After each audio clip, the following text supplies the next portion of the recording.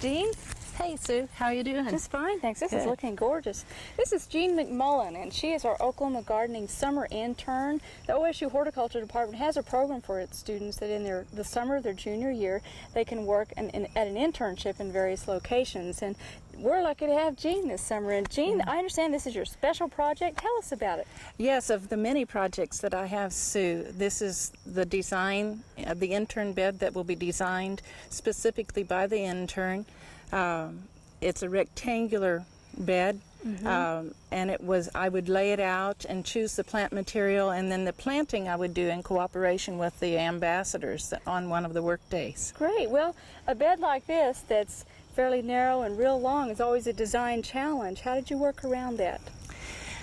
I just took a piece of graph paper and started sketching, and it seemed like the obtuse angles of the bright red on the corners and the crescent of the blue that gave a nice background for the lantana, and then a semicircle, and the brightness of the yellow as it fills in then will create the semicircle. Well, it's a beautiful spot of fresh color this time of year, and when so often plants around the garden are in a very mature state, maybe looking slightly tired. And tell us about if a person wants to start a fresh flower bed like this in the middle of summer, in the heat of summer, how can they get started?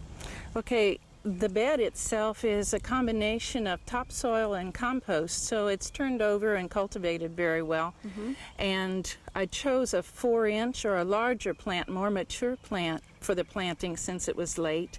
And the entire bed was then laid out prior to the actual planting to get the nice crisp angles. Yes. After the planting then, it was very, very necessary to get the source of irrigation down, and we're using a soaker hose laid out in the serpentine pattern throughout the garden that allows all the plants to have adequate moisture during the hot, dry spells. Yeah, even though we've had some nice rain recently, you can't count on that through the summer, and I can see you've got all your points covered, which is great. Tell us about the mulch. This is one that we've mentioned a time or two in Oklahoma gardening, but it is a beautiful contrast in here. For me, it was just the ideal background for the bright colors, and it's a cocoa bean hull, and it's a processed and purchased at any agri-center. Just a nice rich brown behind the colors, and it's easy to work with, and when you're freshly putting it down, it's a wonderful aroma. Doesn't maintain the aroma for a long period of time, but it's wonderful. Sure, makes you want to go out and grab a Snickers bar or something. Well, this looks really great. Now, the lantana, as we mentioned, we were doing a trial on that.